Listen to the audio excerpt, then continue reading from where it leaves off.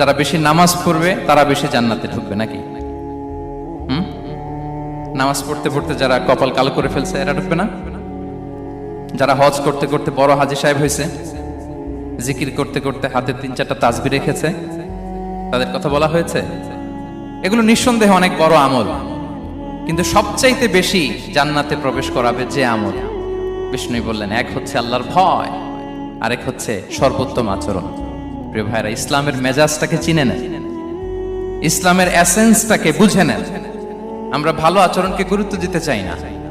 অনেক নামাজি লোক দেখবে নামাজ পড়তে পড়তে কপালে কালো দাগ ফেলে দিছে, বাসায় বউয়ের সাথে খারাপ আচরণ করে, খিটখিটে মেজাজের, প্রতিবেশীর সাথে শুধু ঝগড়া, কলিগদের সাথে ঝগড়া, মারামারি, দুঃসম্পর্ক, এরকম আছে না? নাই বলেন, আছে না? কিন্তু নামাজি, অনেক বড় হাজি, একদিনও কোরআন তেলাওয়াত মিস হয় না। তো এত ইবাদত করেও সে ইসলামের আসল এসেন্সটাকে ধরতে পারে নাই। বিষ্ণু বললেন, সবচেয়ে বেশি জান্নাতে প্রবেশ করাবে যে দুটি আমল, একটি হচ্ছে তাকওয়াল্লাহ, আল্লাহর ভয়, আরেকটি হচ্ছে উত্তম আচরণ, সর্বোত্তম আচরণ। তো আমরা যেন উত্তম আচরণের অধিকারী হই।